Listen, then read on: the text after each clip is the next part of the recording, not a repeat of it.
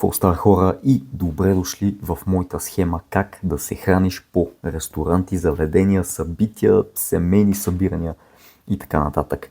Както знаете, храненето навън и по събирания е едно от нещата, които е за някои хора основна пречка за това да си постигат фитнес целите или пък просто да се хранят здравословно и балансирано, така че цялата тая схема, както я виждате пред вас в момента, ще зумнем след малко, за да видим отделните и части, е създадена от мен именно с тая цел.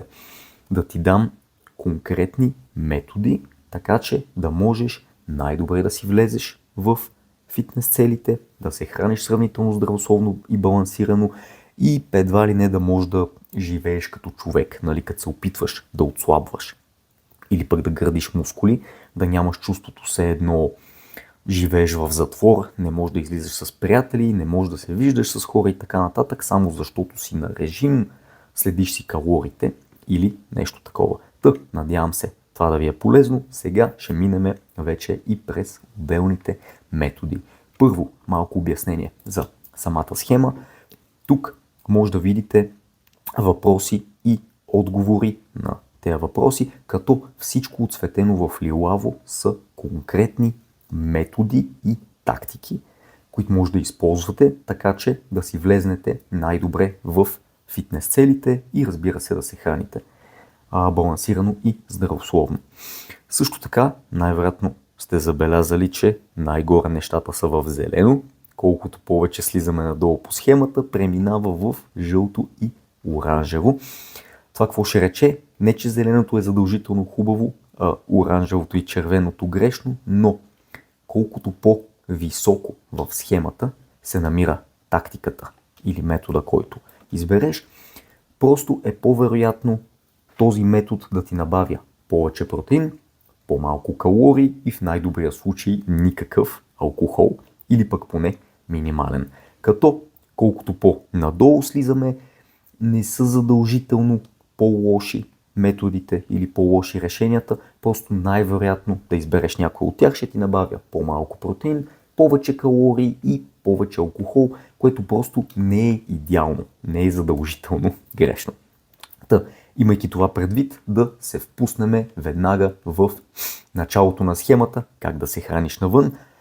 Първо, можеш ли да не отидеш на това събитие? И сега това звучи като малко малумен въпрос. Най-вероятно, защото цялата схема е за това как да се храниш по ресторанти и заведения. И моят първи въпрос е, можеш ли да не отидеш на ресторанта и заведението? Да, обаче много зависи какво е това събитие, ако говорим за рождения ден на майка ти или сватбата на най-добрия ти приятел. Айде, тогава хубаво е да отидеш и няма да е готино да го пропуснеш.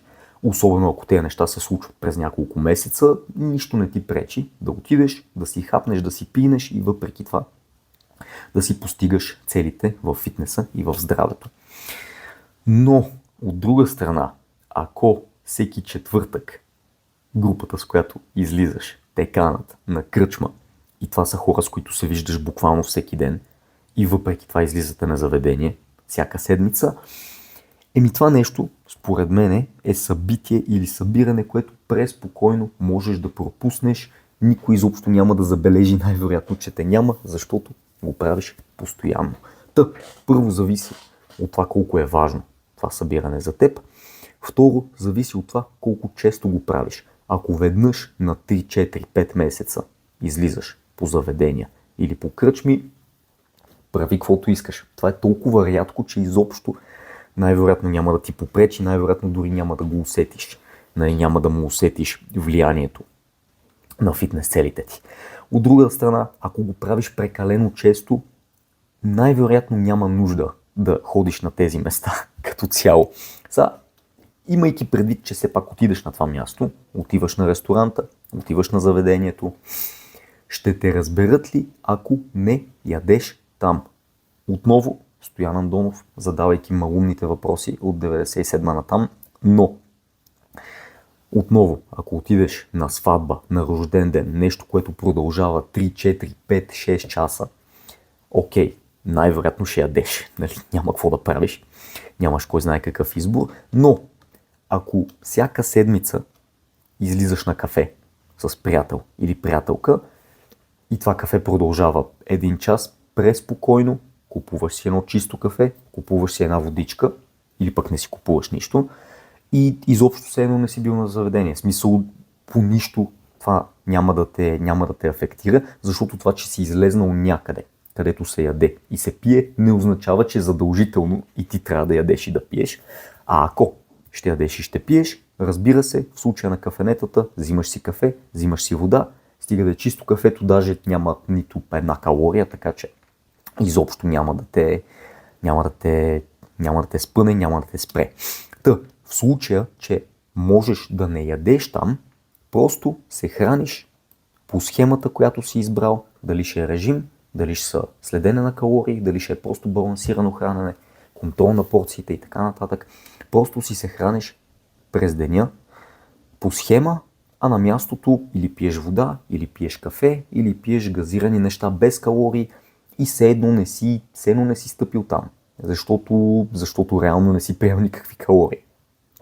Така, както виждаш, тези двете решения, да не отидеш и да не ядеш, очевидно са в върха на схемата, защото все едно не си бил на това заведение.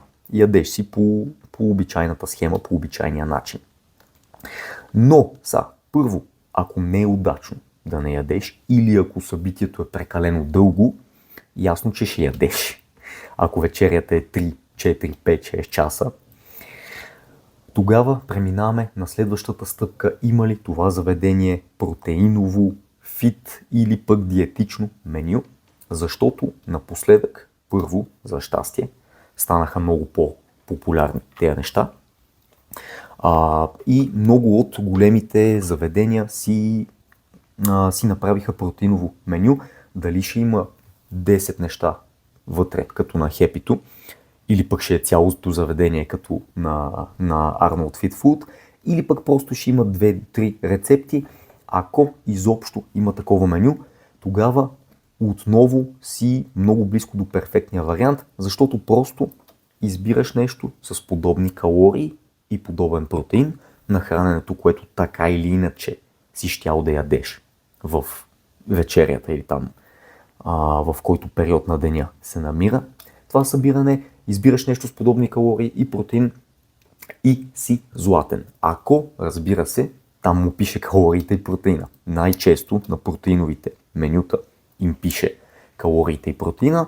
Не е задължително, но почти винаги дори да не им пише цифрите, нещото в протеиновото меню или в диетичното меню ще има по-малко калории и повече протеин, така че дори да не им пише цифрите, пак да си избереш нещо оттам, ще е страхотно, но най-често им пише цифрите, избираш нещо с подобни калории, подобни протеин, подобно количество протеин и отново все едно не си бил на заведение. Като пример, аз когато пазя режим, едно мое средностатистическо хранене има към 500 калории, 30 и нещо грама протеин. Много от тези неща в тези менюта са именно с такива цифри, защото това са цифри, които са много удобни и доста добри, като за човек, който пази режим, ниски калории, висок протеин, избираш нещо такова и си златен. Сега минаваме към малко по-интересните неща. Да кажем, че вече си на място, там си, ще ядеш, няма протеиново меню. Минаваме в такъв случай на едни от най-честите ситуации, в които ще се натъкваш. И ти, ако излизаш по заведения, на място си, менюто е пред тебе, няма протеиново меню, гладен си, искаш да ядеш и ще се стои доста дълго време на това място. Съответно не можеш просто да минеш с вода или кафе. Какво правиш тогава? Вода, между другото, не е водка. Ще стигнем и до там. В този случай се фокусираш на това, което аз тук съм кръстил Светата Троица, защото това са трите най-важни неща, ако ще си поръчваш нещо в заведение, ресторант, кафене, кръчма или каквото и да е място с меню. Първо, фокусираш се на чисти меса и неовкусени салати. за който не яде месо, ще стигнем и до вегетарианските и вегански варианти, но за по-голямата част от вас фокуса е върху чистите меса и неувкусени салати. Така, какво ще рече това? Ако ще поръчваш месо, избираш. Ако е пилешко, гърди, филе, бонфиле, това са различни имена за едно и също нещо. Това е най-чистите, най-немазните части от пилешкото месо. Съответно, когато си поръчаш такова нещо, то само по себе си има по-малко мазнина, отколкото всички други части на пилето, да кажем бута, кожата и така нататък. И така нататък. Ако говорим за свинското, контрафиле, бонфиле ще са ти едни от най-добрите избори. Всяко едно месо си има по-мазни и по-сухи части от това месо. Съответно, ние искаме да избираме по-чистите варианти, защото те сами по себе си имат по-малко мазнини. Всяко едно месо, сготвено в ресторант, заведение, винаги се готви с мазнина. В смисъл, ти можеш да вземеш най-сухата пържола, но докато я готвиш в ресторанта, задължително ще го полеят с мазнина, за да може да се изпече както трябва, да се запечата и така нататък. Но, понеже това не може да го контролираме, най-често не мога да отидеш и да кажеш на готвача, сготви ми го, но ми го сготви така и така и така и така. Най-често, понеже това не е най-удобният вариант и повечето от вас няма да го направят, просто избираме месото, което само по себе си няма толкова мазнина, защото така или иначе ще го сготвя с мазнина. Дай да избереме поне месото, което вътре в него няма толкова, за да си намалиме калориите и мазнините. Защото мазнините са най-лесният начин да добавиш допълнителни калории, понеже са най-калоричното хранително вещество. Сега след малко ще стигнем и оттам, но протеините или белтъчините са 4 калории за 1 грам. Въглехидратите отново 4 калории, мазнините са 9 калории за всеки грам. Повече от двойно по-калорични от всяко едно друго хранително вещество. Съответно, най-лесният начин да намалиш калориите е като намалиш мазнините. Не са вредни, не са лоши, просто е хубаво да им обръщаме внимание, особено на количеството в заведенията, защото там прекаляват с цел вкус.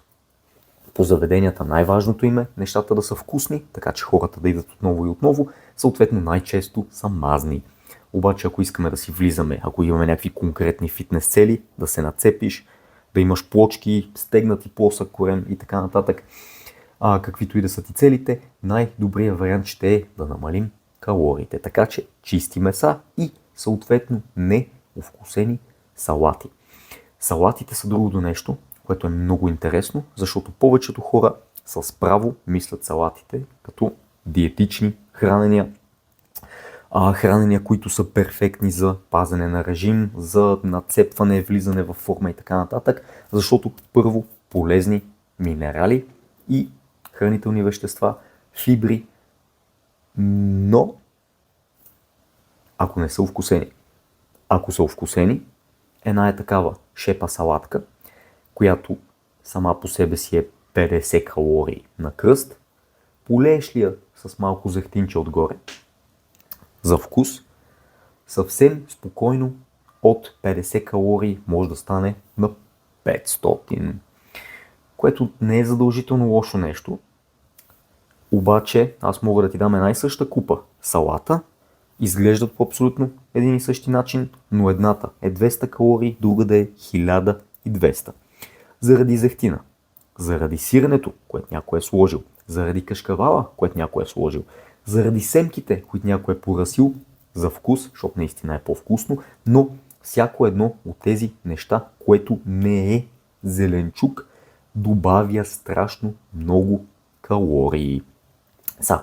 Това не означава, че всяка една салата, която ще си вземеш, ще я искаш без нищо, освен маруля и домат. Не казвам това. Казвам, че всяко нещо извън зеленчука добавя калории, най-често от мазнини, защото най-често в салатите слагат именно такива неща. Много вкусно, но много калорично. Какво да правиш? Когато си поръчваш салата, поръчваш си такива, които както виждаш в описанието, има само зеленчуци, минимално други съставки, минимално сирене, минимално кашкавал и така нататък, защото тези неща са доста калории. И другото нещо е, поръчваш си я неовкусена. Почти във всеки един ресторант ще те чуят, ако го кажеш това, и дори няма да ти се очудат, защото много хора обичат сами да си я овкусяват, сами да си слагат зехтин, сами да си слагат оцет, едва ли не да си я направят по техен вкус.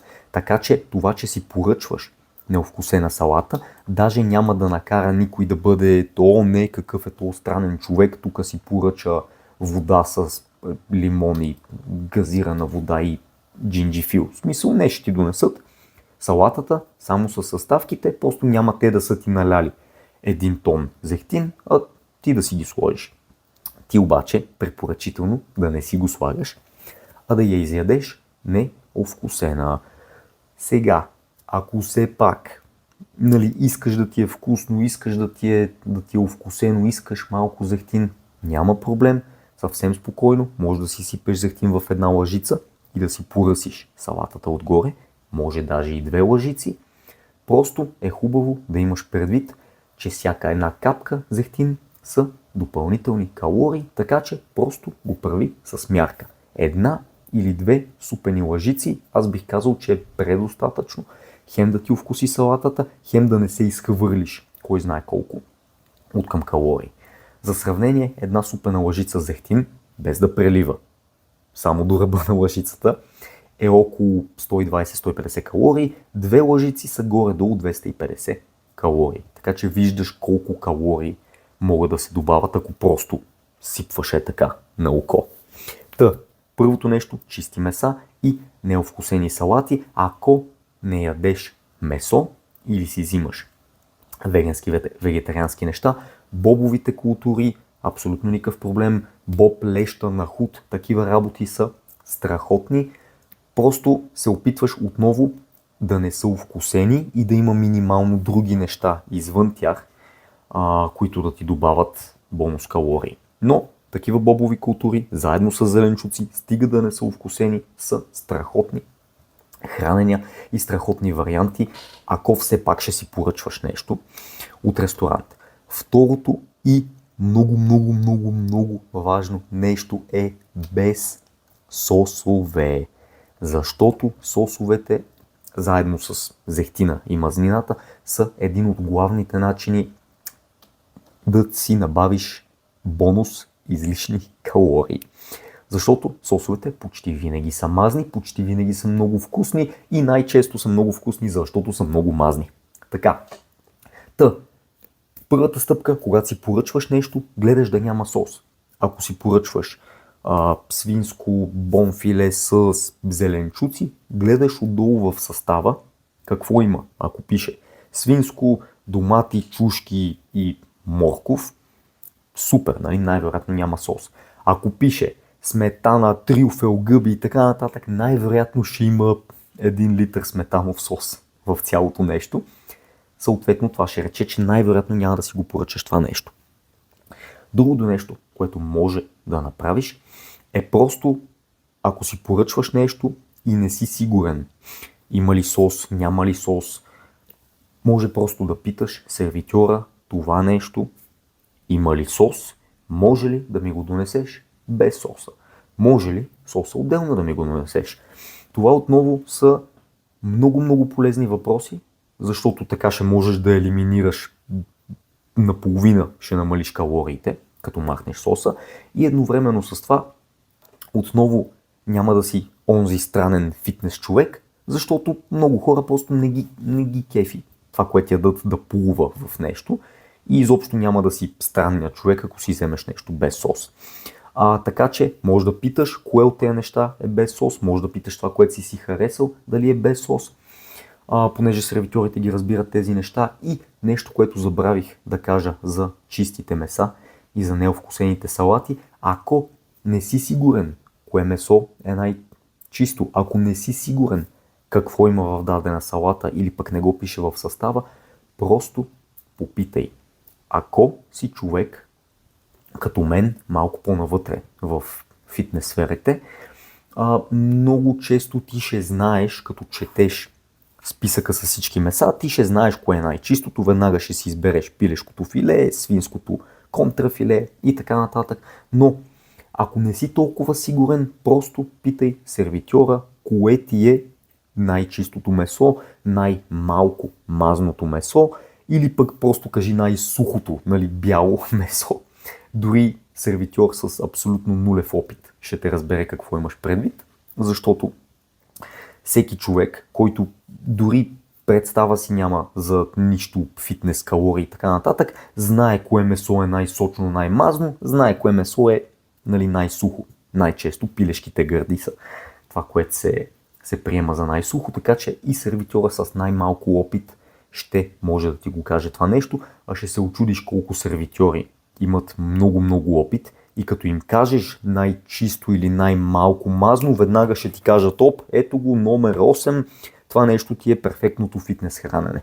Ще се очудиш колко сервитьори имат страхотни знания, стига да са работили малко повече в този ресторант конкретно, ще ти кажат кое е най-чистото, а пък готвача вече със сигурност ще знае, ако, нали, кажеш, ще може ли да ми го дадете това нещо без соса, или пък да го питаш готвача кое е най-чистото месо, нали, ако питаш сервитьора и той не знае, със сигурност ще може да пита някой друг и ще се здобиеш с тази информация, дори ти нищо да не знаеш.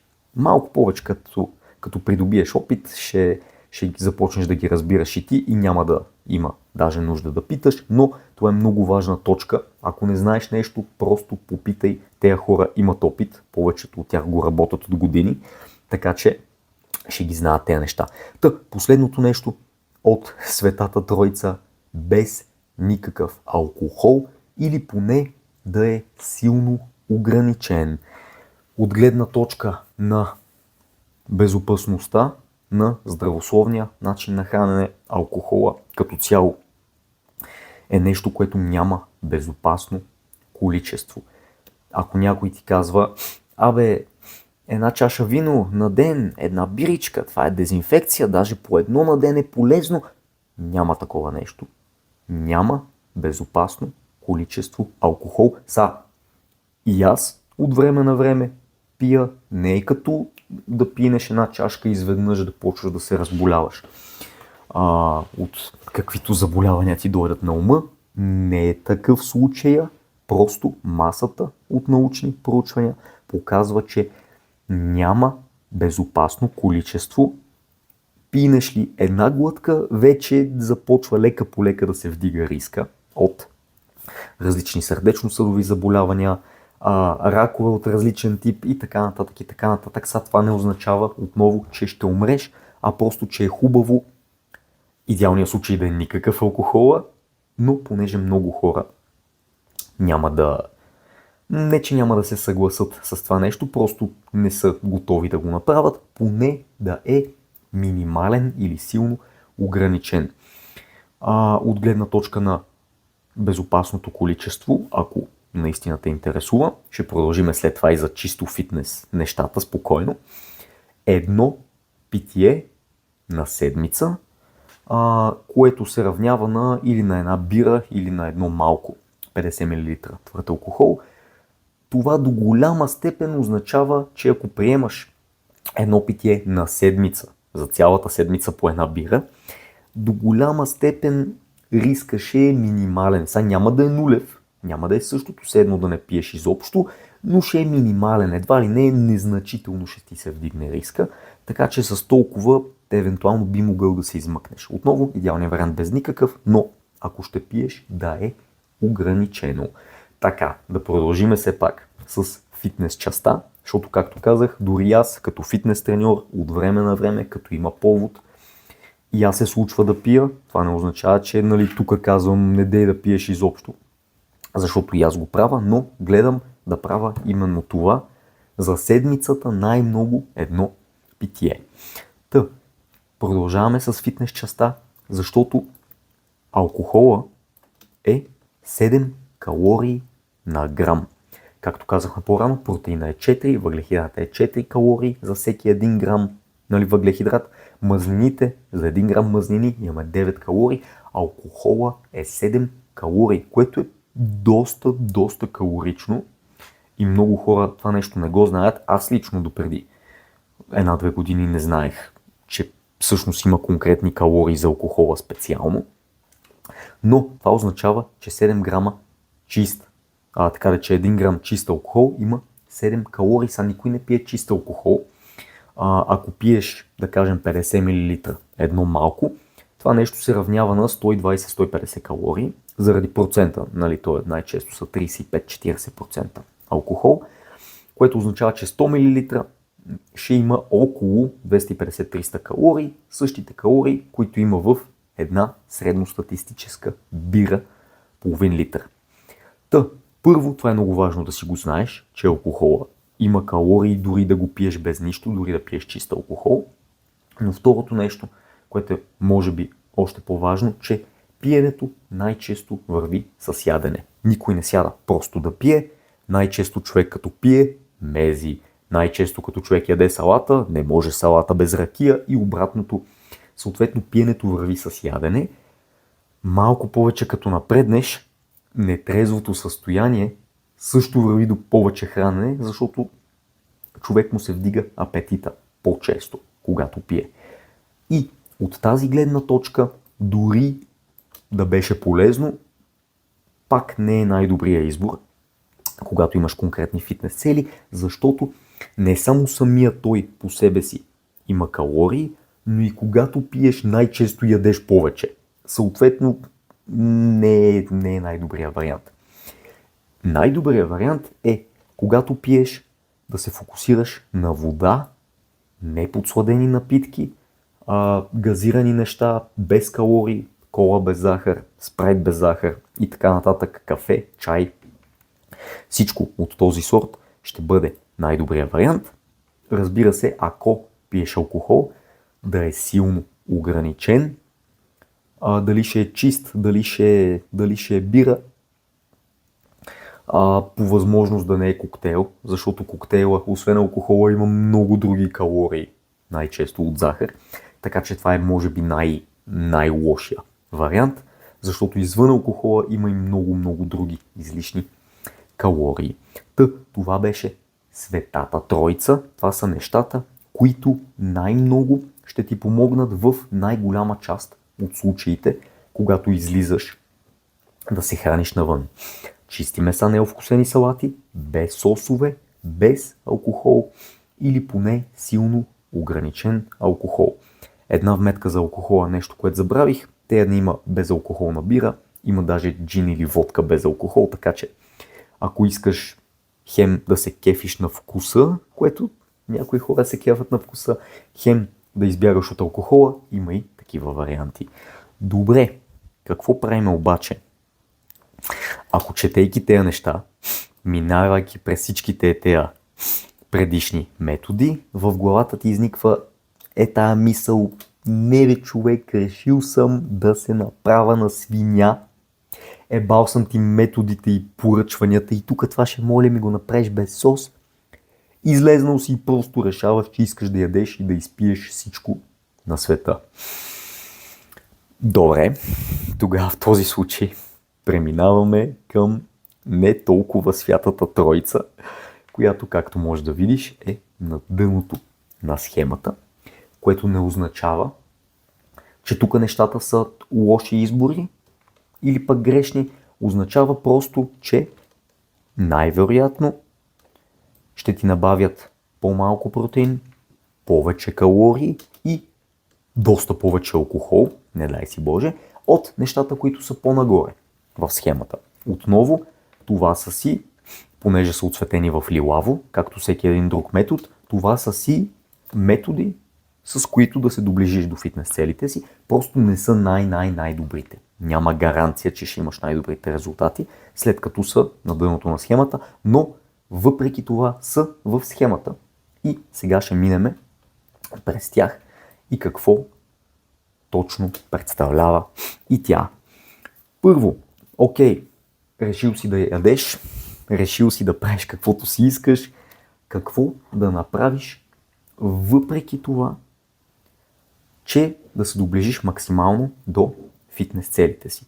Защото ако си решил да ядеш и да пиеш каквото душа ти реши, обаче нямаш никакви фитнес цели, очевидно няма да гледаш този клип, със сигурност няма да си стигнал толкова навътре в клипа. Така че, щом си стигнал до тук, явно ти пука малко или много за фитнес целите ти. Първото нещо, което можеш да направиш, ако искаш да го караш по-свободно, но все пак да се доближиш до тях, е фокус на протеина през деня. Да кажем, ако излизаш да ядеш през вечерта, да излизаш да ядеш за вечеря, тогава целият ден преди това се фокусираш на протеина и на минимално излишни калории. Което какво ще рече?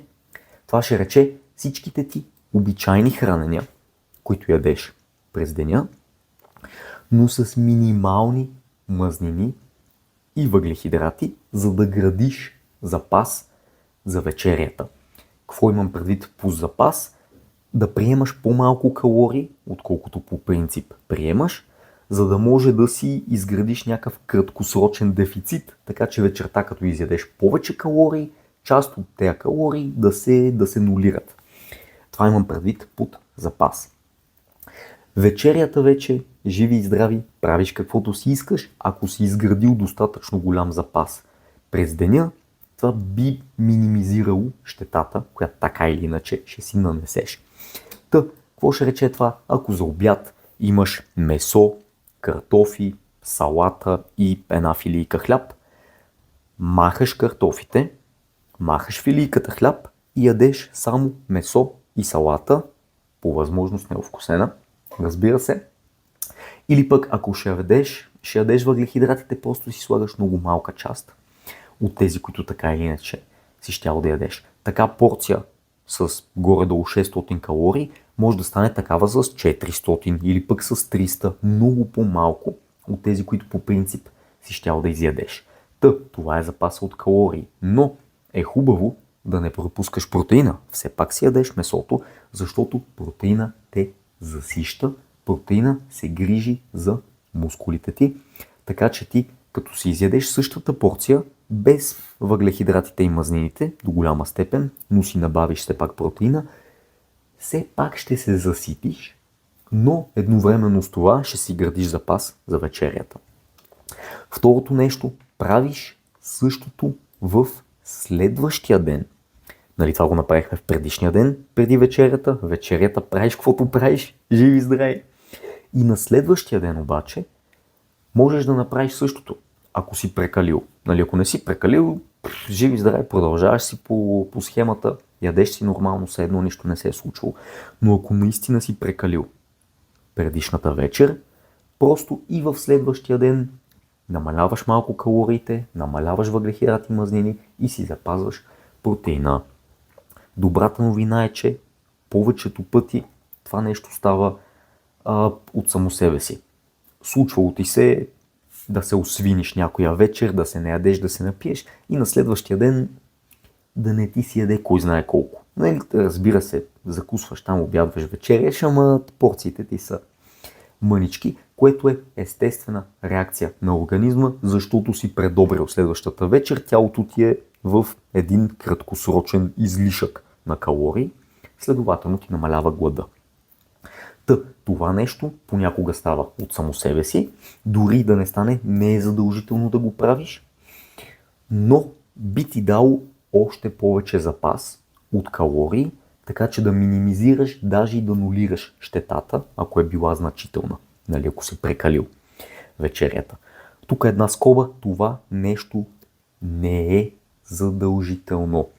Това, че можеш, ако си наблъскаш 3000 излишни калории и в рамките на предишния и следващ ден да ядеш 1500 калории по-малко от обичайното, да, това ще те изкара на нулата. В смисъл, ще те изкара на все едно не си излизал навън, все едно не си се напивал, нахранвал и така нататък и така нататък. Би те изкарало на нулата, но не е задължително, защото най-често това е прекалено стриктна, прекалено голямо ограничение. Трябва да издържиш прекалено голям глад, и най-често не си струва сега, ако ще ходиш на състезание, ако имаш фотосесия, ако имаш някаква доста по-сериозна фитнес цел, айде, тогава можеш да го правиш. Но ако просто искаш да се нацепиш за лятото, просто искаш да влезеш във форма след 2 месеца, няма нужда да го правиш. Защо? В смисъл, тук не го казвам, защото пей сърце, нали, яш си, пи си, нищо няма значение. Не, казвам го чисто от математическа гледна точка, защото, да кажем, вечерта си набавил 3000 калории отгоре на това, което по принцип ядеш. Да кажем, на режим си в момента с 2000 калории, чисто примерни цифри, но си набавил 5000. Това ти дава 3000 бонус калории, излишък, нали, такива, които не ги искаме. Ако на следващия ден просто се върнеш по план и си спазваш обичайния режим, ядеш си същите калории, просто не промениш нищо, не правиш никакъв запас, това, което го казах в по-горните методи, ако просто 3000 калории ги разделим на 14 дена, което са следващите 2 седмици нищо не правиш, реално ти за 3000 калории бонус, чай да отворим едно калкулаторче, 3000 калории разделено на 14 дена ти дава 214 калории излишък. Демек ти в рамките на 2 седмици ще си набавил просто 200 калории отгоре на това, което си искал да ядеш. А ако да кажем, че твоя режим с 2000 калории всъщност си го направил като дефицит от реалните ти калории за поддържане на килограми, които са били 2500, това ще рече, че ти всеки един ден по план си 500 калории в дефицит. Защото 2500 минус 2000, това не би трябвало да го пиша в момента, но за всеки случай, са 500 калории дефицит. Но ние сме изяли, както видяхме, 2 седмици подред, всеки ден 200 калории отгоре. Това ти дава 500 калории дефицит, минус там 214 или 40, колко да бяха, както и да е, минус 250, това ти дава 250 калории, което ще рече, че ти всъщност, нищо, че си се освинил страшно много, от твоите 500 калории дефицит, в които си всеки ден, ти просто си изтрил половината дефицит. Ти пак си в дефицит, просто си в 250 калории дефицит, а не в 500. Просто ако изчакаш достатъчно време, дори страшно много да си се освинил, това е готина дума, просто дефицитът ти ще намалее и дадеш ли му достатъчно време, в което си се храниш по план, едва ли не ще се върнеш на същия дефицит, просто ще удължиш малко времето, в което ще се нацепиш. Нали? Няма да стане за 8 седмици, ще стане за 10. Така че не е кой знае каква драма, дори и да предобриш супер много с калориите. Това ти го казвам първо чисто математически, второ, защото аз съм го правил. Аз в последната ми такава, нали, по-значителна трансформация, сваляне на мазнини, ще закача тук някъде, свалих може би 5 кила за 8 седмици и в 2 от тези дни, някъде по средата на 8-те седмици, бях тотално извън режима, който си бях начертал. Ако искаш повече информация и обяснения за чистенето ми тогава, ще закача някъде и клипа, в който го обяснявах. Но 2 дена от този режим бях тотално извън режима. Беше Великден, ядох, пих, правих каквото душата ми пожелае. След което, понеже исках да сваля мазнини, ама не е като да съм се готвил за някакво събитие, реших да не правя нито едно от тези неща. Да не си правя запас, да не правя промени в следващия ден, просто да продължа по план, което е следващата стъпка, приемаш последствията и продължаваш по план. И отне малко време, отне около 2 седмици, защото в началото ще видиш огромен скок на кантара, защото все пак с тая бонус храна, задържаш и вода, набавяш си повече въглехидрати, повече сол, задържаш много повече вода, изглежда ти се едното си надебелял. Супер много, но всъщност не си надебелял, кой знае колко, просто си задържал повече вода. Та ще отнеме малко време, но изчакаш ли достатъчно време? Аз така на края на втората седмица вече си бях свалил всичките задържани килограми и бях свалил още повече, отколкото бях преди, свободния ден.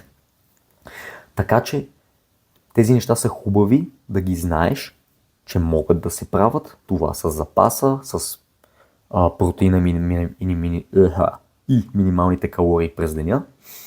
Хубаво е да го знаеш, хубаво е да можеш да го прилагаш, защото ако имаш по-конкретна цел или конкретна дата, в която трябва да си дадени килограми, ако се готвиш за състезания, да кажем, хубаво е да ги знаеш, но не е задължително да ги правиш. Един пример с едно момче, с което тренирахме. Йоанка, ако гледаш, жив и здрав да си. Преди няколко години свалихме, мисля, че около... Първо ще кажа какъв беше случая. Дойде при мен момчето и ми каза, искам да се нацепа, да влеза във форма, но всяка седмица ще се напивам. И си беше така зададено, искаш, не искаш, всеки уикенд ще се напивам. И аз в този момент бях окей, правим го, що да не го правим. И въпреки това успяхме да свалиме 10 килца, ако не се лъжа, беше преди доста време, но това ми е спомена, защото всеки уикенд правеше каквото правеше, но на следващата сутрин или на последващия ден ми пишеше, изядох това, изпих това. И аз гледам, смятам горе-долу какво се е случило, съответно, окей, следващия 1, 2 или 3 дена въвеждаме такива и такива промени, горе-долу да неутрализираме щетата. Защото напиване всяка седмица е прекалено често, а че да можеш просто да си продължиш по план. Съответно, за това е много полезно да ги знаеш, тези горните методи. Но, ако си в случая подобен на моята ситуация, в моето изчистване, където за 8 седмици, което са 7 по 8, 56 дена, надявам се, само 2 от тези 56 дена съм бил извън режим и съм правил каквото си искам.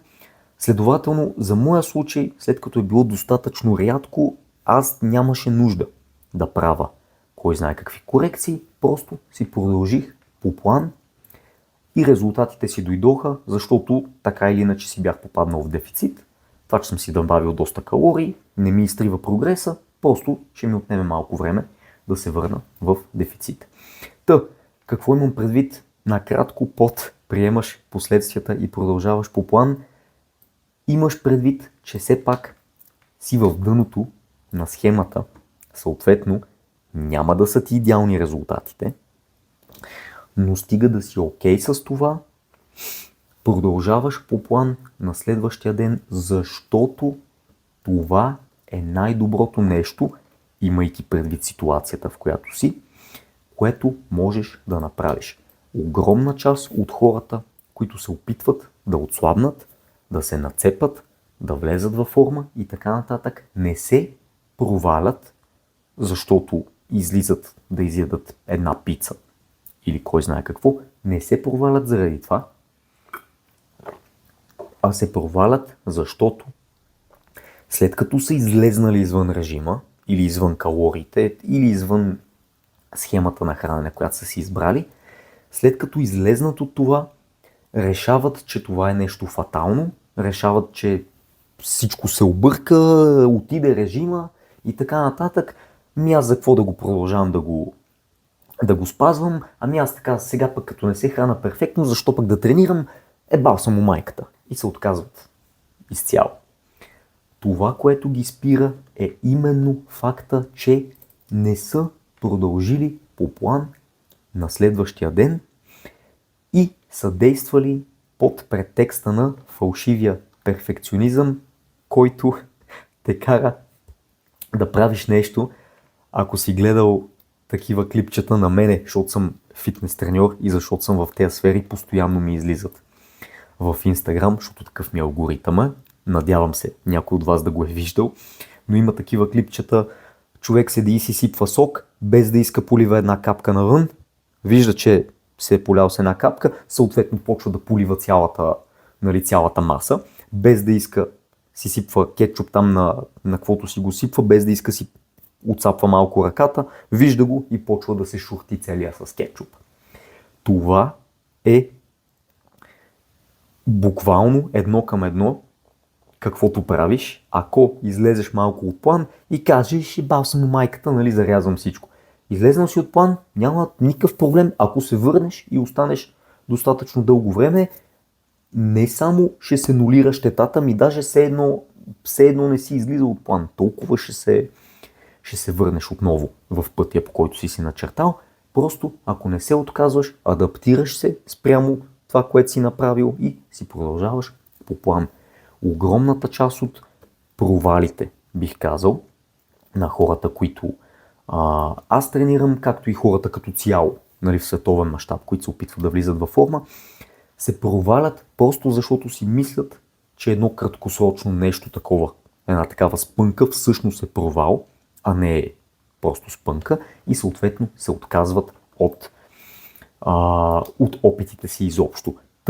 Цялата тази схема, накратко, как можем да я обобщим?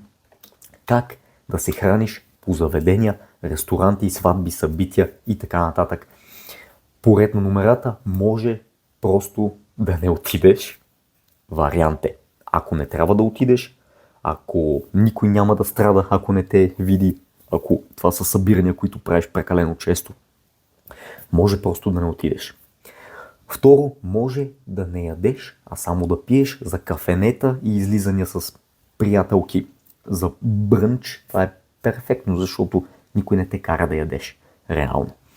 Можеш да си поръчаш от протеиновото или диетично меню, стига да има цифри, да има калории и протеин. Можеш едва ли не да си влезеш перфектно в схемата, която по принцип се храниш, ако нещото в това меню влиза в това, което искаш. На четвърто място, Светата Троица, нещото, което ще бъде според мен най-полезно на най-много хора, защото много често, колкото и да обръщаш внимание на горните три варианта, ще отидеш някъде, ще ядеш и няма да има протеиново меню. Това е много често срещан вариант, така че да знаеш как да я имплементираш нея, ще ти бъде страшно полезно. Чисти меса, неовкусени салати и без сосове и алкохол и за всяко нещо, което не си сигурен, както за месата, за сосовете, за овкусяването или кое е най-чистото нещо в менюто, за което нещо не си сигурен, просто питаш сервитьора. Ако сервитьора не е сигурен, той ще пита готвача, няма страшно. За много от тези неща не ти трябва да си кой знае колко навътре в нещата. Именно затова съм я направил тази схема. Ако нямаш никакви познания, да можеш все пак да се ориентираш в нещата и да извлечеш максимума от твоята ситуация. На пето място можеш да градиш запас през деня, така че да имаш бонус калорийки под това, което обичайно ядеш, така че вечерта да го караш по-свободно и да минимизираш щетата, която ще нанесеш. Това правихме с момчето, което се напиваше всяка седмица и въпреки това успя да свали доста килограми. Едновременно с това не е задължително, защото аз излизах извън режима и не съм правил никакви промени, но това е защото продължих след това по план и го карах достатъчно дълго време перфектно по план и не го правих често, нали, не съм излизал често от схемата, която съм си избирал. Но, може би, най-важното нещо, освен всеки един от методите, ако излезеш от плана, който си задал, следващия ден продължаваш по план и не го правиш често това да излизаш от плана. Защото огромната част от провалите или хората, които не успяват да изпълнят това, което са искали да изпълнят, огромна част от тези неуспехи идват именно от това, че човека след дадена спънка се отказва тотално и си казва няма смисъл, отколкото самата спънка, защото самата спънка е просто това. Спънка. ако си продължиш след това по план, както видя с моя пример, ако не ти бях казал, че е имало спънка и че съм ял 2 дена тотално извън режима, може би изобщо никой нямаше да се сети, защото резултатите говорят сами за себе си. Между другото, ако искаш да постигнеш някаква такава трансформация, като моята или пък някой от другите хора, които съм тренирал, влизаш на сайта ми andonofit.com или пък ми пишеш в Instagram, всичко ще го закача в описанието. Но, имайки всичко това предвид, надявам се тази схема да ти е била полезна. Ще закача линк към цялата схема в описанието, така че да можеш цялото това нещо, стъпка по стъпка, въпрос по въпрос, чак до тея миниатюрни буквички в страни, цялото нещо да можеш да го гледаш, да го разглеждаш, да си го запазиш на телефона, на компютъра и да си го имаш, така че да можеш да си го букмаркнеш и да го използваш, когато имаш нужда от него. Надявам се това да ви е било полезно. Надявам се, който не е знаел някои от тези неща, да е научил нещо ново, а който ги е знаел, да си е припомнил приятно нещо полезно. Пожелавам приятен ден и до следващия път.